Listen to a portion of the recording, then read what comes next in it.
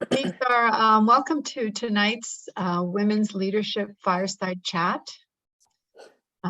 It's my great pleasure to have different guests every month. And today I have Julia Wada, who was working for Toyota Financial Services. My first question actually to Julia is to tell me about her self and her career to date. So I'm going to let her introduce herself because I think it's a much better job than anything I could say. So Julia, tell us about your life and your career so far. Okay. Well, first, I just want to say thank you, Diane. I think it's great you're doing this series, and I am honored to be here. So I'm born and raised in California. I am the daughter of an immigrant from Japan and a Japanese American father. And I went to UC Berkeley for my undergrad, where I got my mechanical engineering degree, followed after my father's footsteps. And I went to work at Lockheed for a few years. And I realized it was actually Lockheed Missiles and Space Company at the time. And I realized that I really enjoyed kind of the program or project management aspect of the work. And I decided I wanted to go back to business school and get my MBA. And that's when I went to MIT, the Sloan School at MIT. So I went and focused on three areas, so sort of management of technology, international management, and strategy. And from there, I joined Toyota. And I joined Toyota in a kind of a leadership development program for MBAs. And I started in the pricing group. I started in the car side of the company. Started in pricing and then in product planning. And then I ended up moving into they call it a permanent role in product planning. And one of the great things about Toyota is you can work in a lot of different areas and never leave the company. And so I ended up spending the next over 31 years at Toyota. The first third of my career was on the car side, and the second 2/3 was at the finance company. And I rotated through a number of different areas. That's one of the ways Toyota likes to develop its people, is kind of rotational development. And so I worked in areas that varied from, like I said, product planning and pricing strategy to I led HR for the finance company. I led IT for the finance company. And my most recent role was as group vice president for corporate strategy, transformation and innovation for the finance company. And as Diane mentioned, I no longer work for Toyota because I retired at the end of April. It was good timing for me personally. I also became an empty nester. That's just this fall, but my second child went off to school. And I'm taking a little break, but I'm excited. I just joined the Sloan Management Review Editorial Advisory Board, so I'm looking forward to working with that group. So that's my career to date and a little bit about me. I am married. I have two kids, a junior in college and a freshman in college. A daughter, my older one, and my son is my younger one. Great, thank you, Julia. So the next part is, tell us a little bit about what you consider your definition of leadership. And would you have a different definition for women and men, or do you sort of have that definition to be identical? Yeah, I don't have a different definition. I thought it was interesting that you asked that. That would be an interesting discussion. But when I think about great leadership, I think great leaders are the ones who bring out the best in people. And yes, they create followership, but I think great leaders also create other leaders. And I think the ones I've had the honor to work with, the way they did that was, providing that vision. I think they also thought of themselves sort of as stewards, right? Good stewards. So whatever they do, they leave better than when they came, whether that's the company, the function, the people, kind of the team and your people, that you try and make things better. And so it takes, it takes having vision and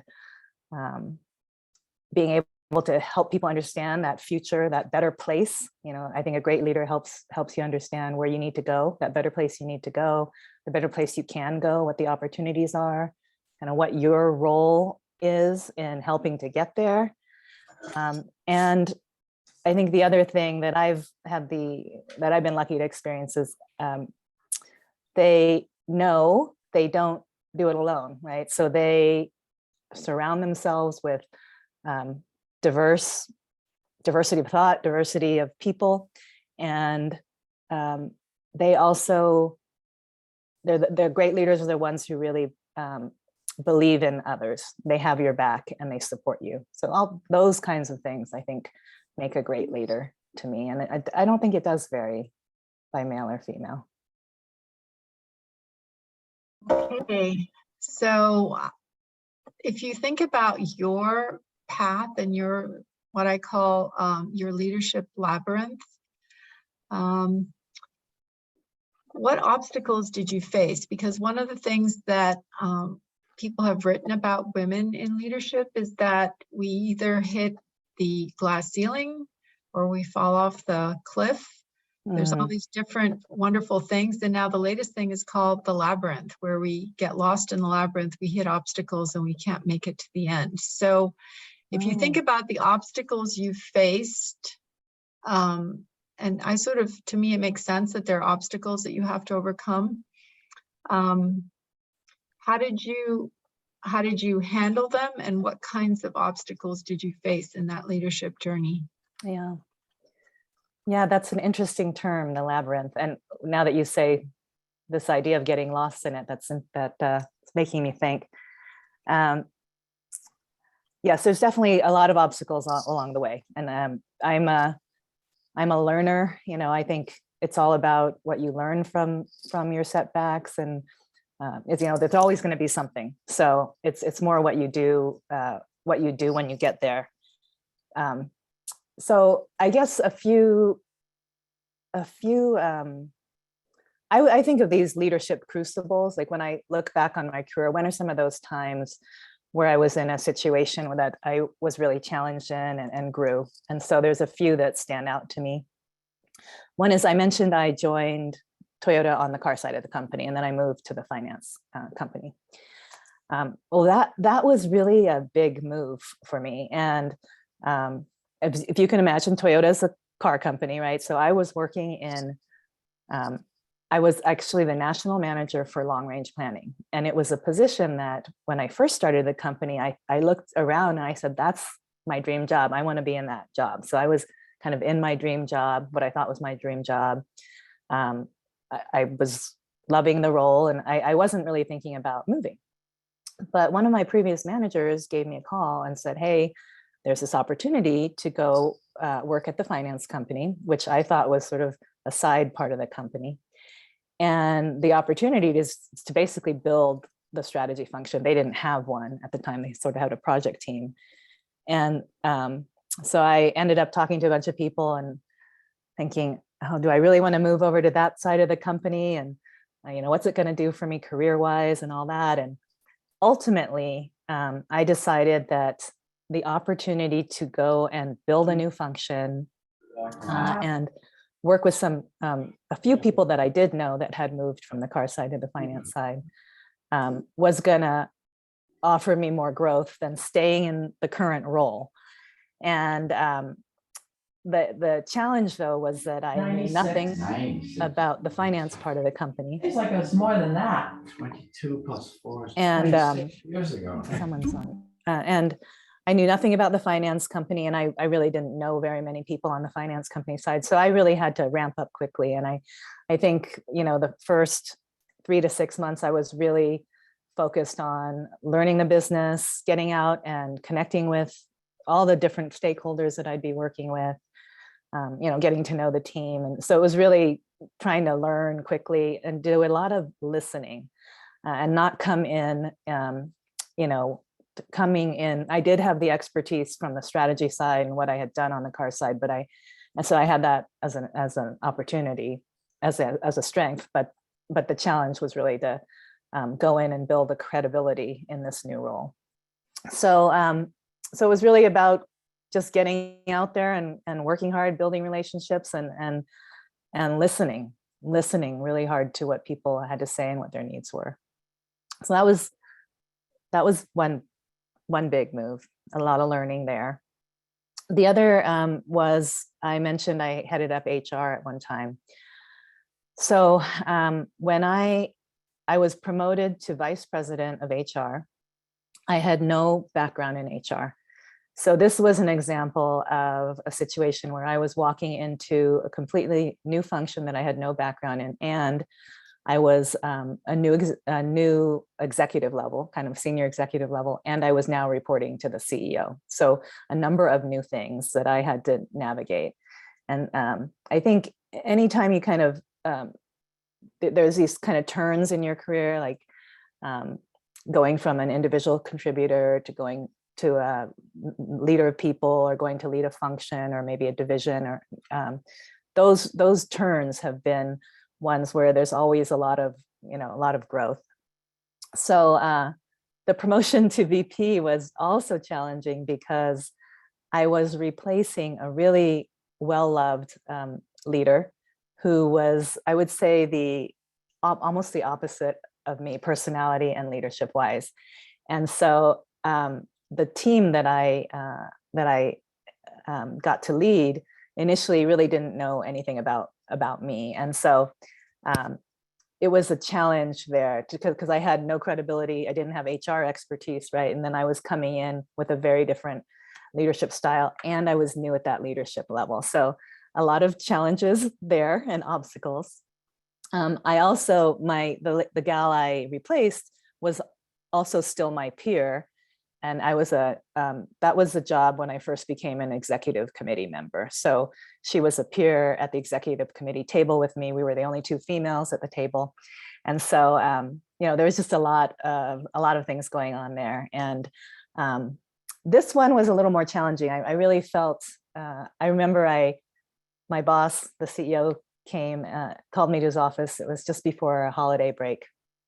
And I happened to be pregnant with my son, and I hadn't told him yet because I was just at that time period where I was getting ready to be able to be public with that news. And it was just before the holidays, and he told me I was being promoted to this role, and I was like, I was so surprised, and I blurted out, "Well, I'm pregnant." And he was awesome. Of course, he didn't skip a beat. But I spent that holiday break reaching out to my business school classmates, doing a lot of research about HR. I ended up getting connected with an executive coach. So I was really trying to reach out and try and figure out how to get myself prepared for this new level, this new role, this new function. I also ended up sending myself to an executive ed program at University of Michigan. They're very strong in HR programs. It was a 2-week program. So I went about maybe 3 or 4 months into the role. So I did a lot of trying to ramp myself up. Of course, I was not put in that role to be the HR expert, right? I was brought in to connect with the team, provide my leadership, but also I think really strengthen the connection between HR and the corporate strategy, which is where I had been coming from. And that was one of the lessons I learned, is how do I really leverage, the whole team around me and what they bring, and really understand what is it I bring to the table and where do I need to draw on others. So that was a big kind of leadership crucible time for me.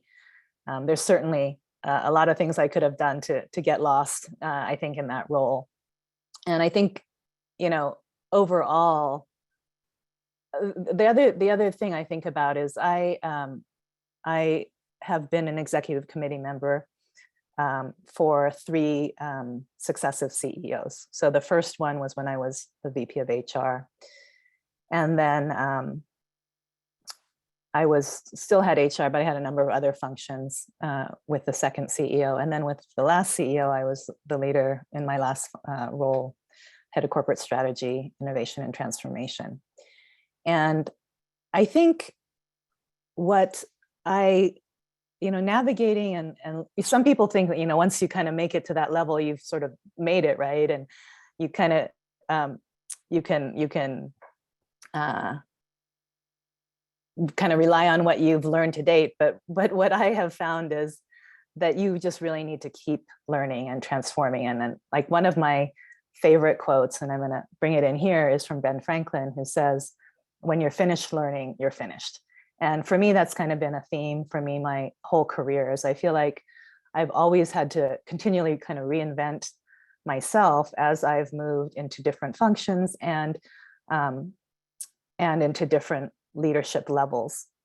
And I think that that's really important going forward too, with all the change going on in the industry, in the world, and then in every industry, and with the pace of change, especially with technology and the role it's playing in every business. So I hope maybe I'll leave it there. Maybe you have follow-up questions. I don't want to keep rambling on that. Oh, that was great. This might connect to what you just said. The next question has to do with what you consider your greatest accomplishment and why. Yeah. So this one, I think if I have to pick one, it is the successful transition or relocation of our headquarters from Southern California to Plano, Texas. So Toyota announced that we were moving our headquarters in 2014, but our new headquarters wasn't going to be ready until 2017. So we had a number of years there, 3 years, where we were working through that transition. So at the time, I was responsible for, I was at the finance company, and I was responsible for HR, IT, and some other functions, real estate and facilities, diversity and inclusion, some smaller functions. But HR and IT was a big part of the move. And so I was also responsible for the project team that was responsible for helping the company move. And we worked very, very closely with our executive committee, and really they were sort of the steering committee for this initiative, since it was impacted the whole company. And I think why I pick it for this is because I remember when we were first we talked to a number of consultants when we were first looking at the move and what it was going to take. And I remember some of them telling us, with something like this, you guys are going to be lucky if you keep 15, 20, 25% of your employees. And this 3-year time period that you guys are talking about, that's ridiculous. You guys should be, a lot of companies, announce it 6 months before. But one of our values at Toyota is that when we make a decision that impacts our people, we want to tell them. So even though, some companies would have held that back, we felt like as soon as we made that decision and it was kind of approved by the board, even though it was 3 years ahead of the actual moving time, that we needed to communicate to our team members. So that also meant that there were a lot of things we didn't know. A lot of the details were not yet worked out. But that initiative, leading that, all the change management, I think was, I feel like is a major accomplishment, because it did impact people's lives. And ultimately we were successful in that. We retained about 2/3 of our people. They chose to move, that means pick up their lives and come to Texas. I was one of those. I was one of the early movers.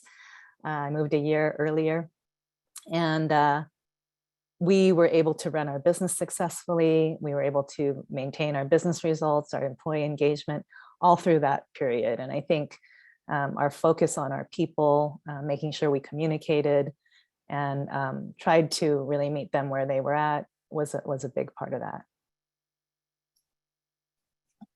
Great, it's interesting. I know this is not to do with leadership, but why did, just a quick one-liner, why did they pick that place in Texas out of the whole United States? Yeah. Oh, and actually, yeah, I should have explained.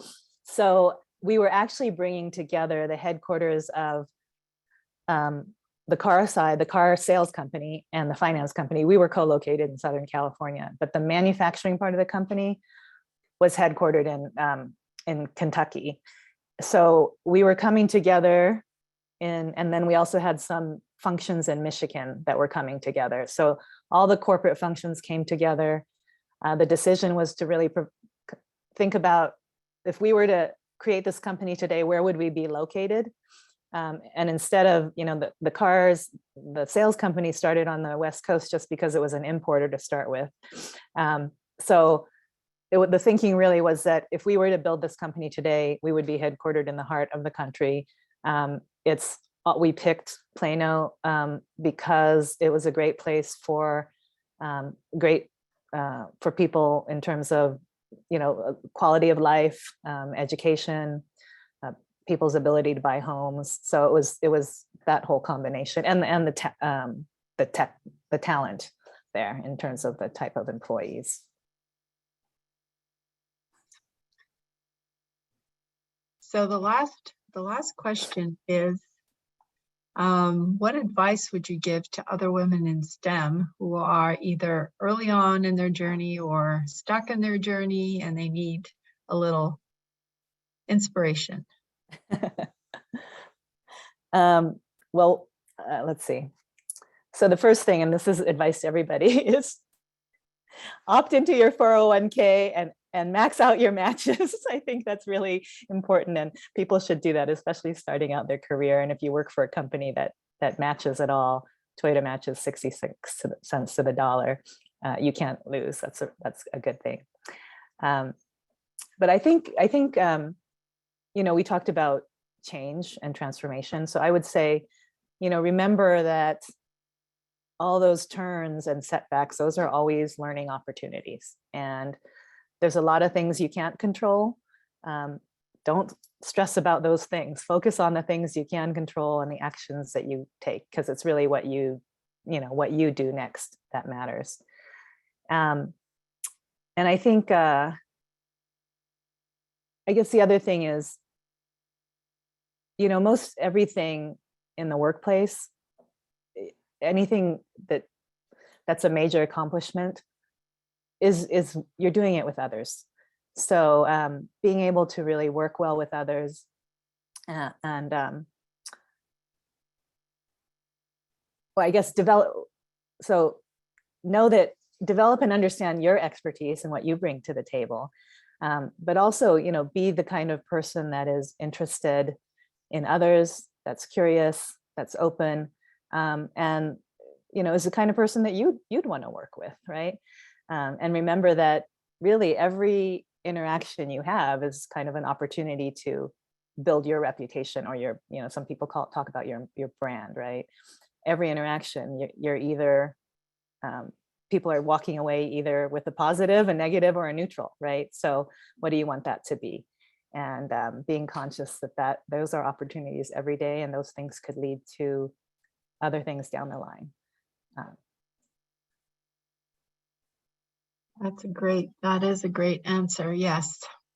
Okay, I'm going to stop the recording at this point, and we can take audience questions.